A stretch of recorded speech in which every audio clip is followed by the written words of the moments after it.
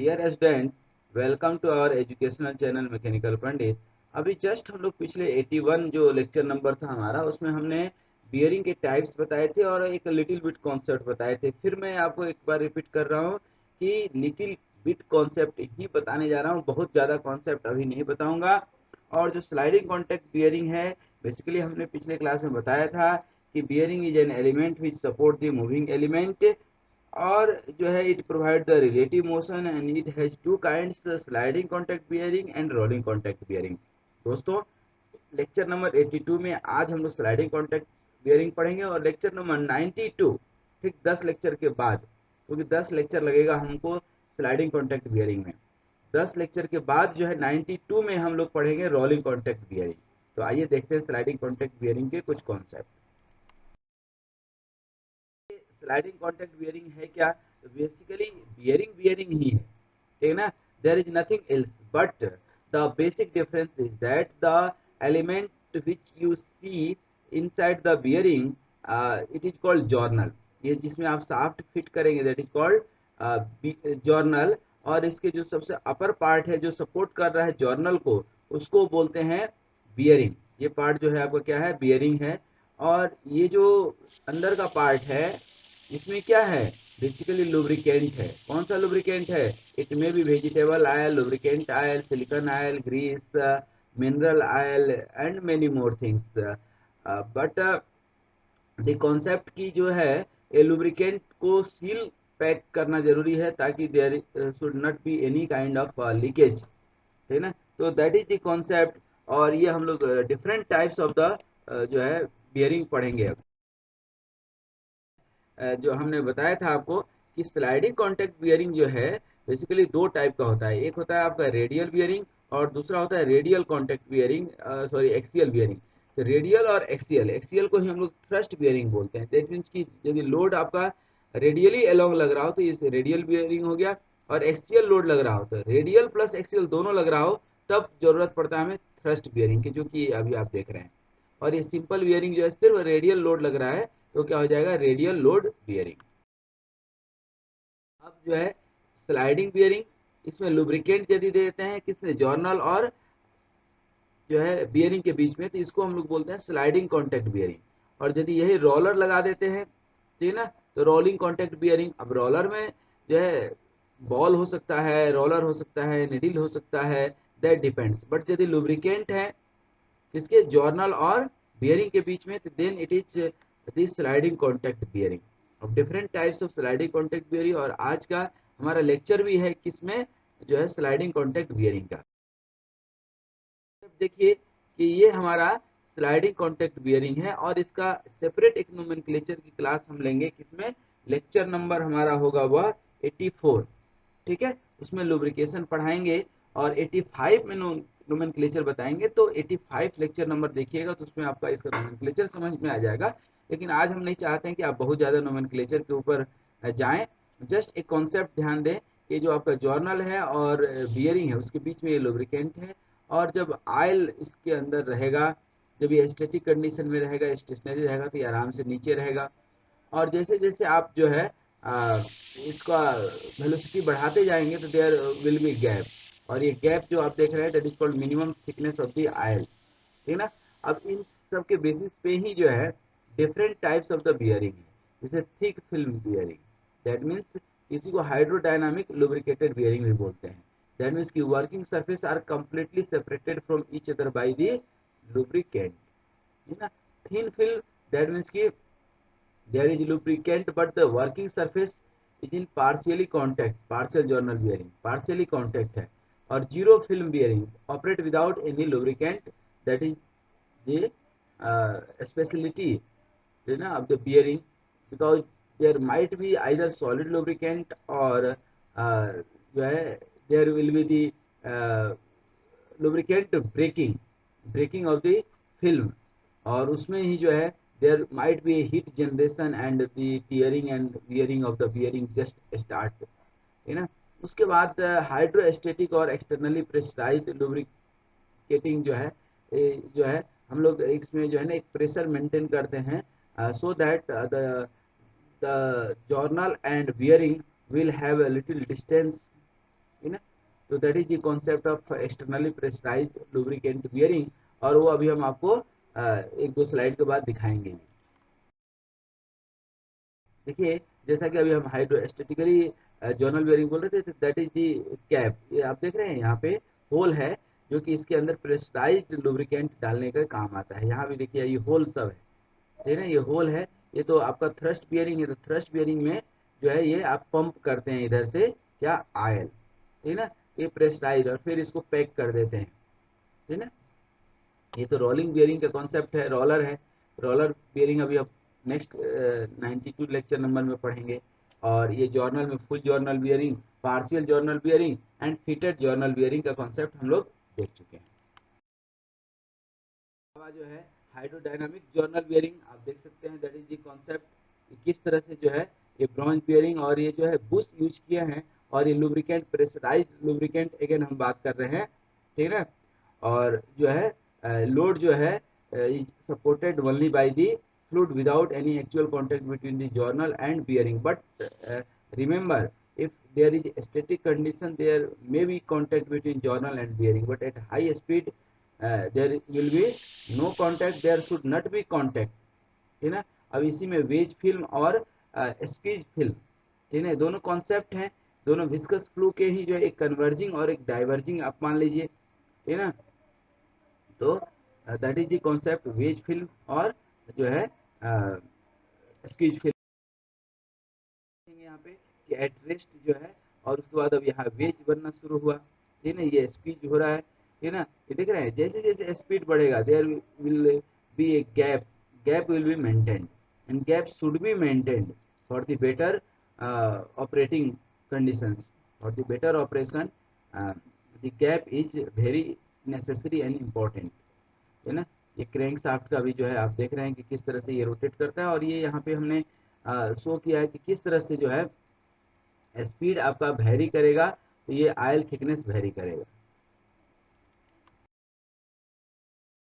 Veg film journal bearing, अब अभी हमने बताया था आपको कि wedge film lubrication that is the condition, ये आप येलो कलर देख रहे हैं ना, that is the only condition for the wedge film lubrication, और even you can say squeeze film lubrication, है ना। And it is the better example, but it is not 3D view, है ना। और जो है ये आप देख सकते हैं दैट इज द कंडीशन, ये वेज फिल्म जो है, तो दैट इज द कॉन्सेप्ट।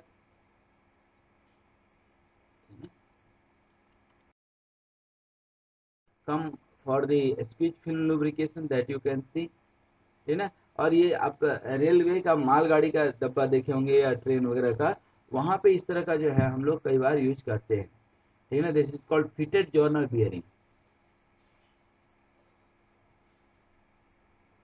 क्या बोलते हैं इसको, फिटेड जर्नल बियरिंग।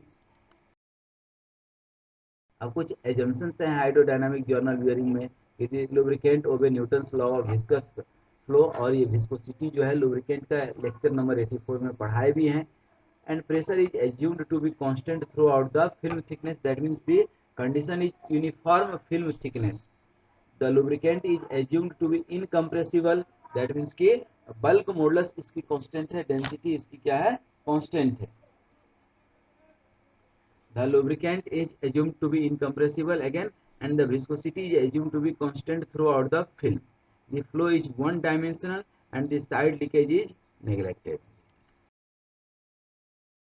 Important जो है factors to maintain the thick oil film या हाइड्रोडायनामिक लुब्रिकेटेड बियरिंग में जो इंपॉर्टेंट फैक्टर्स हैं वो कौन कौन से हैं। एक तो continuous supply of the aisle हो, उसके बाद क्या है, relative motion between two surface is very necessary, and the ability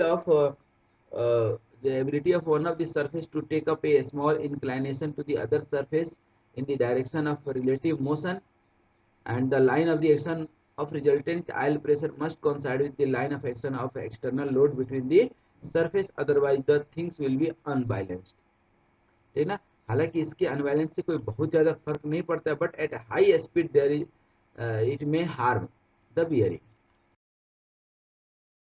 properties of the sliding contact bearing, ठीक ना। अब कौन कौन सा प्रॉपर्टी होना चाहिए, तो बेसिकली ये प्रॉपर्टी जो है मटेरियल के लिए है, या आप कहें तो लुब्रिकेंट के लिए है। ये सारी कॉम्बिनेशन देखने के बाद जो है compressive strength, bearing must have compressive strength to bear the maximum pressure. Fatigue strength, that means कि साइक्लिक लोड या वेरिएबल लोड बियर करने की कैपेसिटी को क्या बोलते हैं, फटीग स्ट्रेंथ। और ऐसा होता भी है कि हर बियरिंग में जो है there will be a repeated kind of loading, either it may be static और वेरिएबल लोडिंग, है ना। Conformability, that means shaft के शॉर्ट डिफ्लेक्शंस को, है ना, या प्लास्टिक डिफॉर्मेशन को जो है खुद एडजस्ट करने की जो एबिलिटी होती है उसकी बियरिंग की, एक्चुअली ये शाफ्ट अलाइनमेंट के केस में बहुत ज़्यादा इंपॉर्टेंट हो जाता है। अदरवाइज यदि ये प्रोबेबिलिटी बियरिंग में नहीं है तो shaft will not be align and it may B bursting case, मतलब कि बहुत ज़्यादा डेंजरस हो सकता है ना। अगेन इम्बेटेबिलिटी, दैट मीन्स कि कोई स्मॉल पार्टिकल या डस्ट यदि बियरिंग के अंदर चले जाता है तो without scoring of the material of the journal it should run जो है effectively. बॉन्डेबिलिटी, you know, many high capacity bearing are made by bonding one or more thin layers of bearing material to high strength steel shell, you know, it should have the bondability capacity। and again the corrosion resistance, corrosive chemically जो है react नहीं होना चाहिए, ना ही खराब होना चाहिए। और जैसे ही बियरिंग जो है रोटेट होगा तो there will be heat generation, ये हम लोग जो है लेक्चर नंबर 86 या 87 में पढ़ेंगे। तो जो हीट जनरेट होगा बियरिंग के अंदर, आइदर रोलर बियरिंग हो या स्लाइडिंग कॉन्टैक्ट बियरिंग हो, the heat should be dissipated uniformly to the surrounding,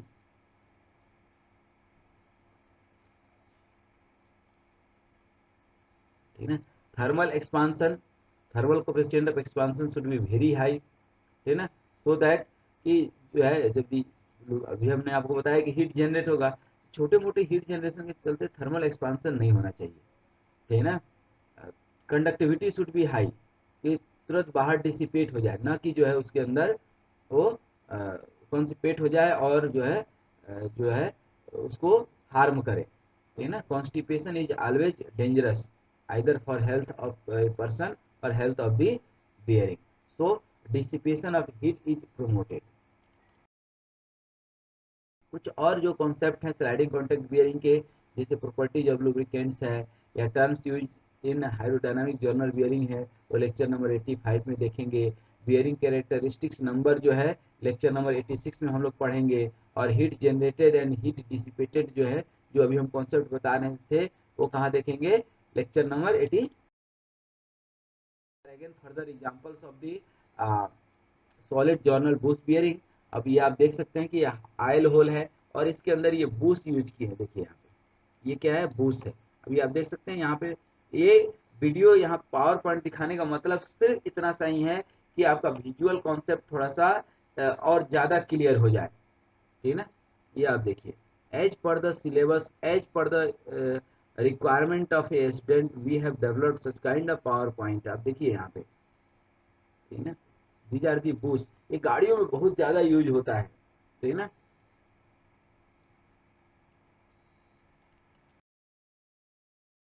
जैसे ये स्प्लिट और प्लमर ब्लॉक स्प्लिट बियरिंग, ये क्या रहता है, यहाँ से देखिए स्प्लिट रहता है, इसलिए इसके जो कैप है इसकी थिकनेस की स्टडी भी हम लोग करेंगे, इसकी डिजाइन पढ़ेंगे भी।